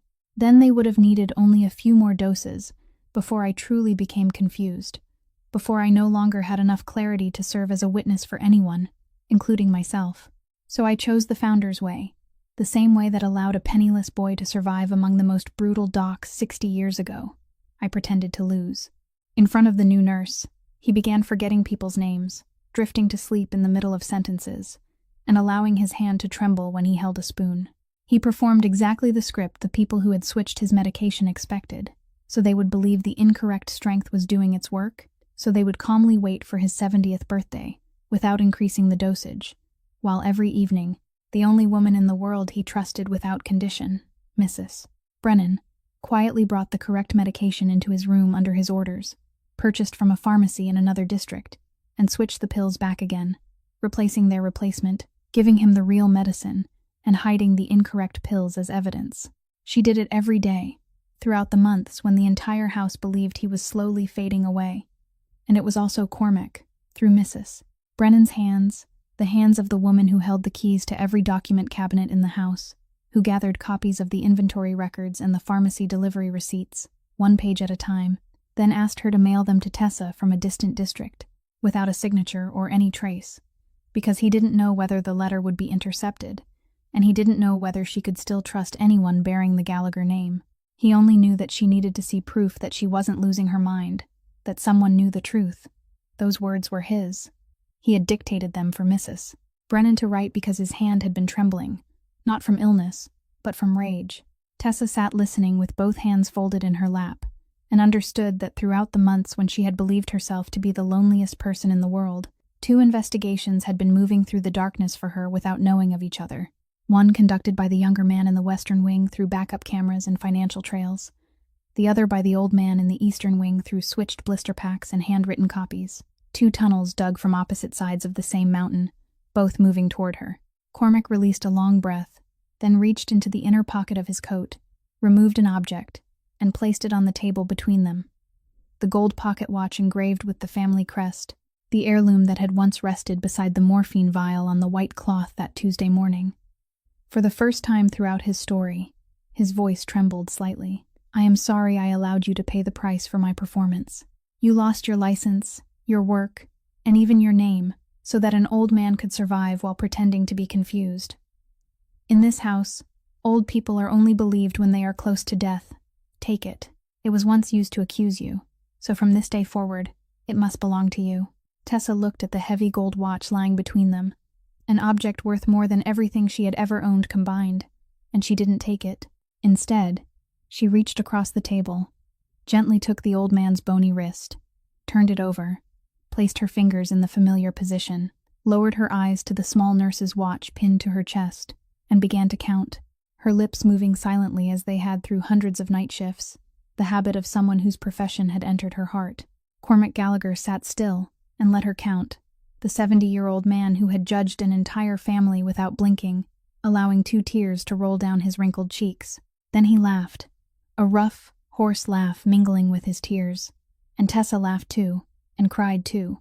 2 people who had both been deceived by an entire house sitting beside a sunlit window, one counting and one being counted, while the heartbeat beneath her fingers beat steadily, strongly, stubbornly, like the heart of a man, determined to live long enough to watch justice finish its work. The hearing was scheduled for a Thursday morning near the end of the month. Inside the third-floor conference room of the State Board of Nursing building, the same place where 5 months earlier the name Tessa Marlowe had been entered into the record beside the word suspended, and Judith Kane arrived before everyone else, placing 3 thick files, marked with 3 different colors of paper on the table, like a surgeon laying out her instruments before an operation. Tessa sat in the row reserved for the accused, wearing the only good suit still hanging in the closet of her rented room, her hands clasped together in her lap, and throughout the previous night, she had reminded herself that no matter what the outcome might be, she would sit with her back straight, because her mother had once taught her that people could take away a nurse's job, but they couldn't take away the way she carried herself. The board consisted of 7 members, seated behind a long table, faces accustomed to cases of professional error, and the same denials repeated again and again. They began in the flat voice of procedure, and then Judith Kane rose, fastened the button of her suit jacket, and peeled away every layer of the scheme before those 7 people in the precise order she had planned, not one beat too quickly, and not one beat too slowly. First came the footage from the backup storage system, projected onto the white screen at the end of the room. 90 seconds, showing a woman in silk gloves, standing before a staff locker that she had no reason to approach, her hand opening the zipper of the nursing bag, with the timestamp in the corner showing that this had occurred 14 hours before the evidence was announced as discovered, and the room became so quiet that the hum of the projector could be heard. Next came the chain of documents, the inventory report for the controlled medication cabinet signed to confirm that nothing was missing, and dated 1 day after the morphine vial appeared in the accused woman's bag. The pharmacy receipt proving that the heart medication with the incorrect strength had been specially ordered through an additional request approved by the mistress of the house, rather than delivered by mistake, every page enlarged, every signature compared, and Judith ended each document with the same question released into the air. Members of the board, when someone reports the loss of something that was never missing, and orders the wrong thing when no mistake was permitted, what would you call it? Then came the first witness, Mrs. Brennan, the woman who had served as housekeeper for 30 years, stepping to the witness stand, with her back straight and her voice steady through every word. She described the morning she had been forced to stand and watch while the evidence was arranged on a white cloth, spoke of the cufflink that had been handed to her several days earlier, and told them about the blister packs she had switched back each evening under the patient's orders. When one board member asked why she hadn't reported the truth immediately, she looked directly at him and answered, "Sir, because in that house, speaking the truth 1 day too soon meant dying 1 day too soon. We had to survive long enough for the truth to grow." The balance of the room had begun to shift, and everyone could feel it, but Judith Kane had kept one final card. When she asked the board's permission to call the last witness, the wooden door opened, and the entire room, including the chairperson who had occupied that seat for 15 years, fell still. Cormac Gallagher entered, 70 years old, leaning on a cane, dressed in a charcoal gray suit, pressed as sharply as it had been during the years when he controlled the entire harbor. He moved slowly and steadily down the aisle between the 2 rows of seats, the sound of his cane striking the wooden floor echoing through the absolute silence, because there wasn't a person in the state who didn't know that name, and no one had ever imagined that one day the man who carried it would voluntarily enter a government hearing room to testify. He sat in the witness chair, refused the glass of water offered to him, stated his name and age clearly, and when asked what he wished to present, the old man looked across the 7 faces behind the long table, then turned toward the nurse sitting with her back straight in the accused person's row and spoke. Neither quickly nor slowly, each word falling like stone. "I have spent my entire life reading people in order to survive. I recognize a traitor before he has the chance to betray me, and a liar before he opens his mouth. And I am sitting here today to tell you, with the weight of all those years, that inside my house, the only person who didn't lie to me was the nurse my family falsely accused," he continued, briefly and without sparing himself, speaking of the performance in which he pretended to be confused, of the medication, and of the price a 27-year-old woman had paid for his survival. He ended with a sentence that caused the chairperson to lower his eyes to the papers before him for a long moment. "Members of the board, my family owes your profession an apology. Return the girl's license. Leave the rest of the debt for me to repay." The board deliberated for less than 40 minutes. The decision was read before the full hearing room. Every allegation was dismissed. The disciplinary record was completely cleared, and her nursing license was restored with immediate effect, accompanied by a formal recommendation that all evidence be transferred to the prosecuting authorities for action against those involved. As part of the legal agreement Judith Kane had arranged in advance, a public letter of correction bearing Lorraine Draven's signature was read aloud inside the room and sent to every hospital that had received a telephone call that year. Each word like another stone, the proud woman had been forced to pick up with her own hands and place inside her mouth. That same afternoon, Tessa's former hospital called, not with the apologetic voice she remembered, but with the formal tone of the hospital director, inviting her to return as the lead nurse on the intensive care unit's night shift. That evening, Piper screamed so loudly over the telephone that Tessa had to hold it away from her ear. Her sister had received a new admission letter for the coming semester, and every restriction on her account had been removed.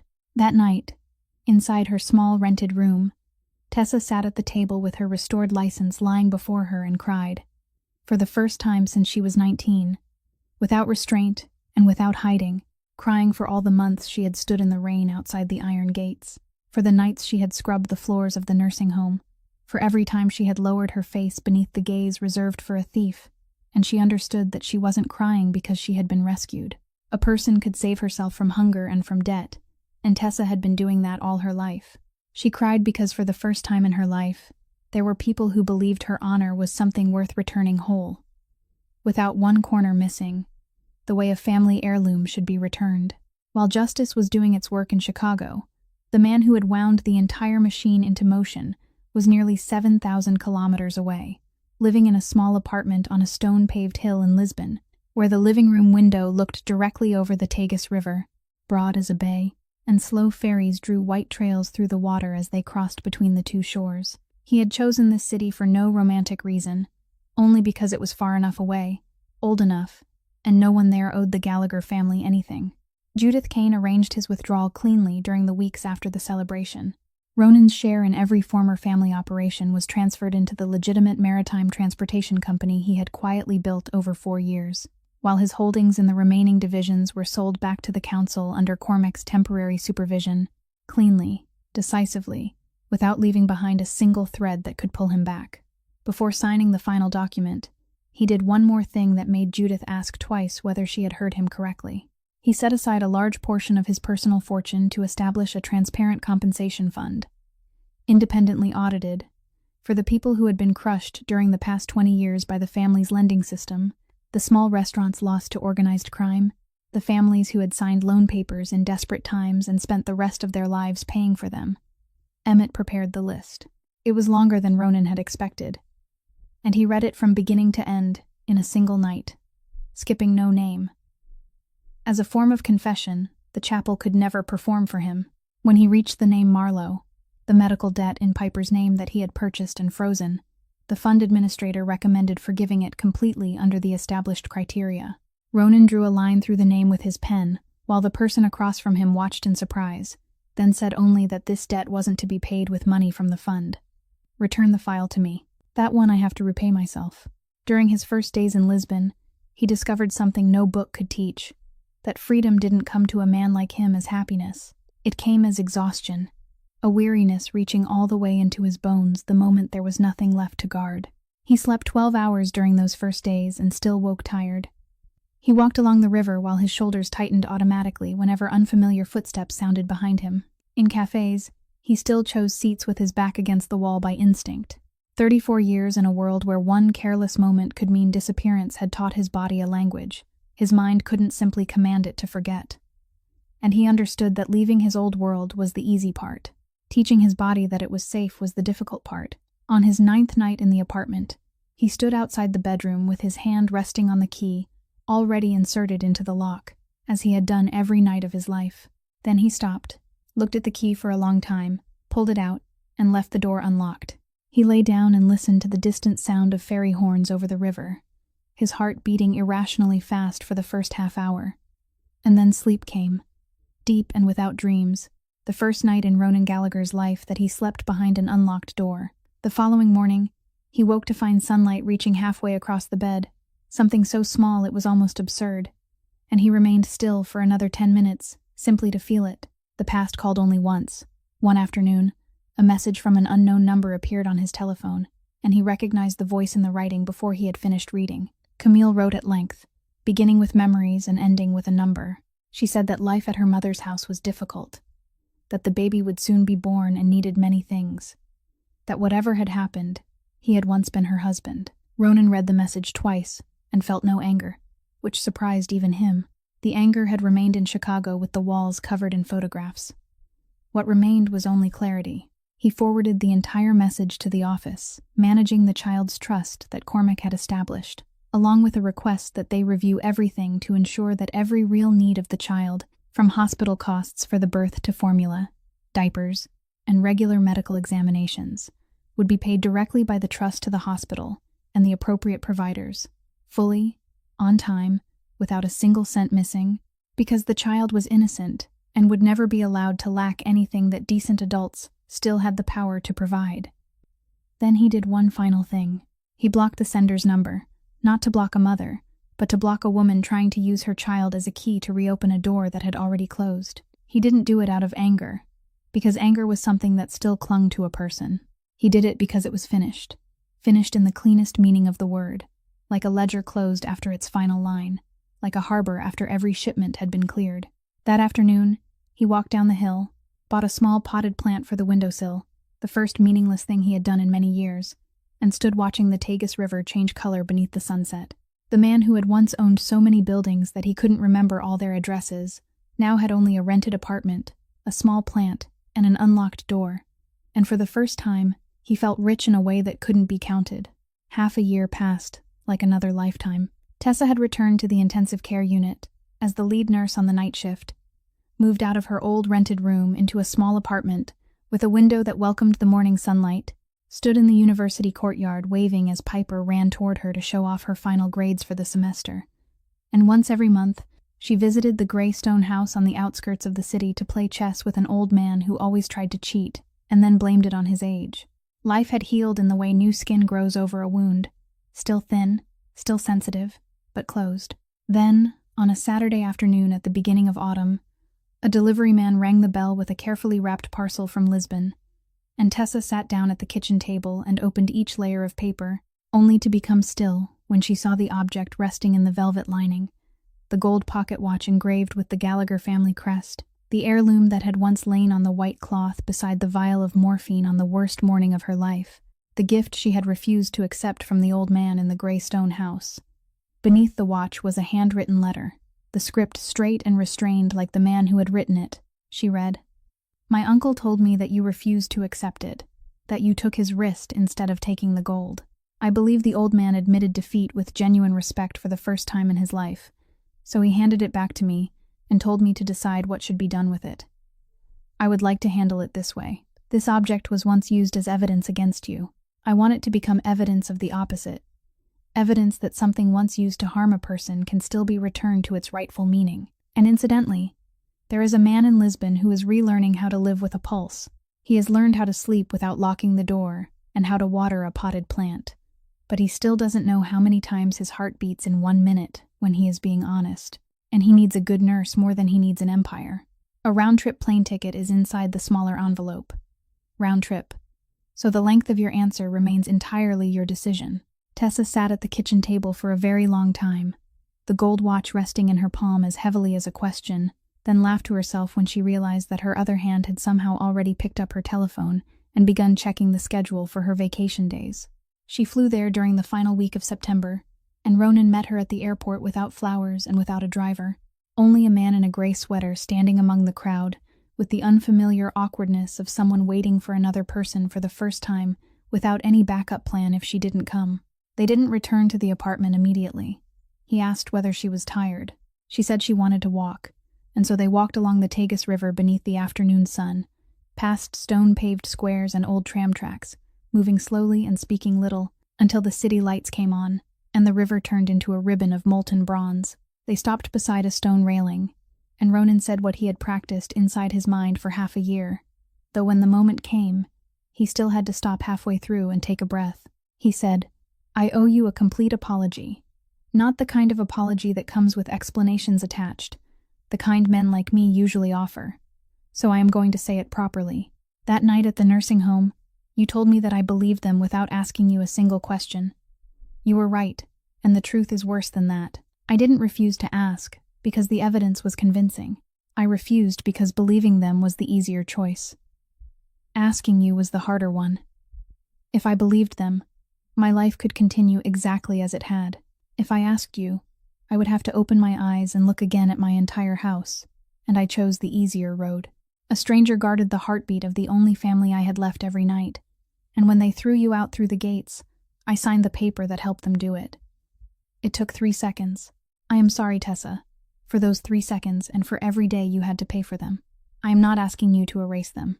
I only need you to know that I understand. The river wind moved between them. Tessa looked at the water for a while, then turned toward him and spoke in a voice, no softer and no harder than the truth. I was angry at that signature longer than I was angry at the people who framed me, because they were my enemies, while you only needed to ask one question. But I also saw what you did throughout the months that followed.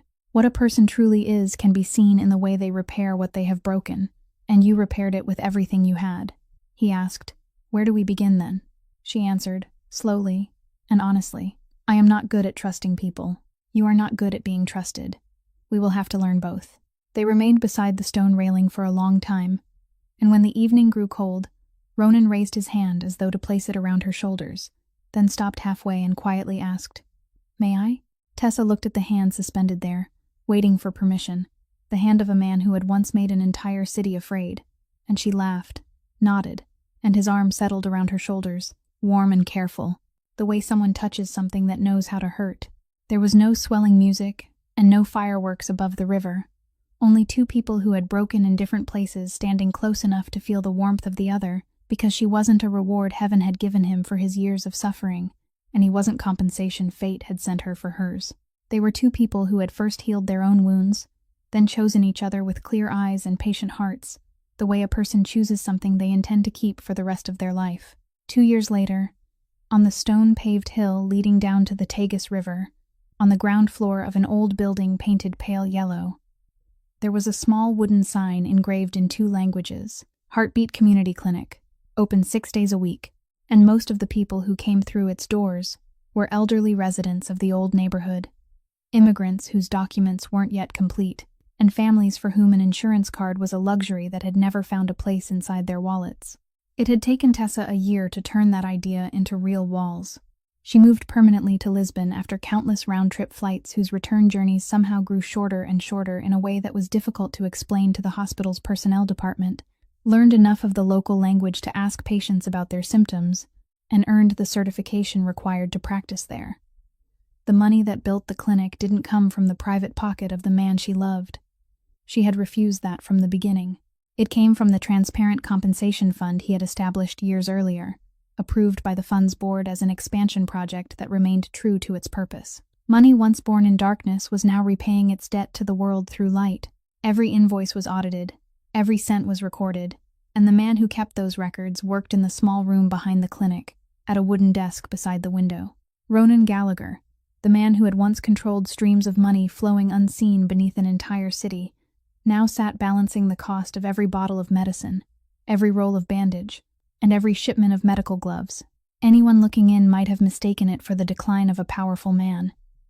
But those who knew the story understood the opposite was true, because every Friday evening, when he closed the weekly accounts and every number matched down to the final cent, he leaned back in his chair with a satisfaction that deals worth hundreds of millions had never brought him.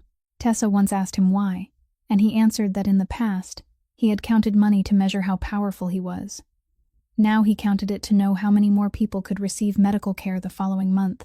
The same arithmetic, a different life. They lived in the apartment on the 3rd floor of the same building. The small plant that had once stood alone on the windowsill had grown into an entire row of pots, and every Sunday afternoon, they walked beside the river as they had on that first afternoon, slowly, with few words and enough warmth. News from Chicago reached them once a month through Cormac's handwritten letters. The old man stubbornly rejected electronic mail to the very end, and his handwriting grew larger with each passing year. In his letter that early autumn, after 3 paragraphs complaining about the younger relative learning to manage the transportation company under his supervision, and about the doctor forbidding him from eating his favorite dish, He compressed the entire fate of the people from their old life into only a few lines. The trial is over. That lawyer received a sentence of many years after confessing to everything and blaming the woman for inventing the entire plan. The woman held a press conference through her attorney and claimed that she was only a victim who had been manipulated. The two people who once made promises to each other inside the chapel are now fighting in court over which of them deserves to be called the victim. You see, selfishness was what bound them together, and when you were no longer there to serve as their common obstacle, it turned inward and began tearing them apart, exactly as its nature demanded. I feel no satisfaction, only sorrow for two lives that chose to burn themselves away. As for the Draven household, the mother sold the large house and reportedly moved to a town where no one knows her name, so she won't have to face the eyes that remember her. Ronan read that passage at the breakfast table, folded the letter for a moment, then continued. Tessa watched his face and saw no trace of satisfaction, but no trace of pain remained either, only the quiet of someone who had traveled far enough beyond a fire that the smoke could no longer reach him. He had once told her that he no longer felt any desire to stand and watch the ruins continue burning, and it turned out that hadn't been a beautiful phrase. It was something real, something a person could only possess after spending years healing himself. But the part that left both of them sitting in silence that morning was hidden at the bottom of the envelope. A small photograph slipped out when Tessa turned the letter over.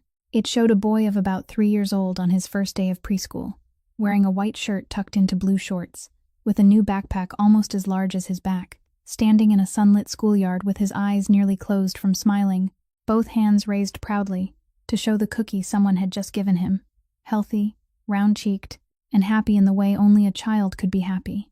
On the back of the photograph was the old man's large, trembling handwriting. The trust sent me this picture. The boy is growing quickly, eating well, and everyone at the preschool adores him. I have placed an identical photograph inside the lid of my chess box, so every time I open it to play, I see him smiling. The adults in this story owe more debts than can be counted, but at least we kept one promise. The child carries no one's debt. He carries only a new backpack. And that, my child, means this family has finally managed to do one decent thing completely right. Tessa held the photograph for a long time, then rose to find a small frame and placed it on top of the bookcase beside Piper's graduation portrait. Ronan looked at the two photographs standing together, one of a university graduate in her cap and gown, the other of a preschool boy holding a cookie, two children who shared no blood with each other, and neither of whom shared blood with him. Yet both were safe, because people who had once been broken had chosen not to pass their brokenness into the next generation. And he thought that perhaps this was the kindest definition of victory he had ever known. That Sunday morning, Lisbon awakened to the sound of church bells drifting across the red-tiled rooftops, and the Heartbeat Community Clinic opened earlier than usual, because weekends were always the busiest days for the elderly residents of the old neighborhood, some coming to have their blood pressure checked, some to collect their regular medication, and some who, in truth, came only because they wanted someone to ask how they had been. On the reception desk, beside a small vase of flowers, there was a new framed photograph of Piper in her nursing graduation gown, smiling radiantly in the university courtyard, following the same path as her mother and her sister. On the main wall of the waiting room, where other clinics usually displayed awards or landscape paintings, there was only one glass frame, and inside it wasn't a photograph, but a yellowed page of grid-lined paper, covered with the careful handwriting from a patient's monitoring notebook, with a line written in the middle of the night, recording a patient's heartbeat at 4 o'clock in the morning, steady and strong, accompanied by a small note in the margin, saying that the old man was sleeping peacefully.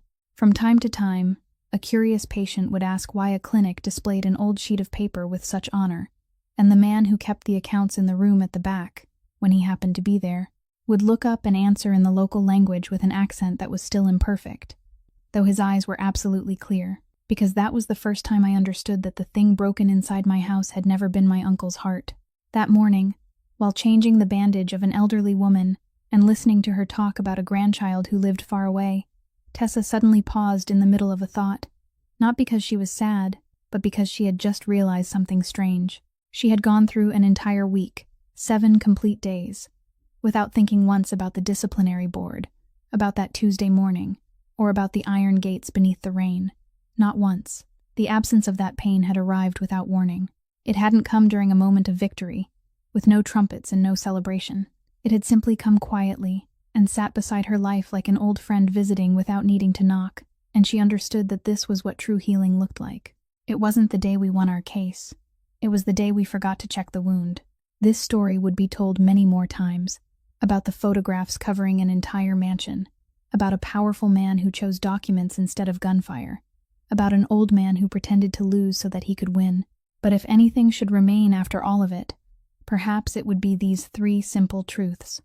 Power without a conscience is nothing more than fear wearing a suit. The people in this story once made others tremble, but in the end, all they ever possessed was the fear of other people, never their respect. And when the suit was stripped away, nothing remained beneath it. A home isn't measured by the number of rooms it contains, or the value written on its documents, but by whether anyone inside it sincerely counts another person's heartbeat. A mansion beside the lake can be emptier than a small rented room if the people in the mansion count only money, while someone in the rented room remains awake, waiting to hear a loved one's key turning in the lock after a late night. And the truth isn't a weapon of revenge, as many people believe. The truth is a pulse returned to a life that seemed to have stopped.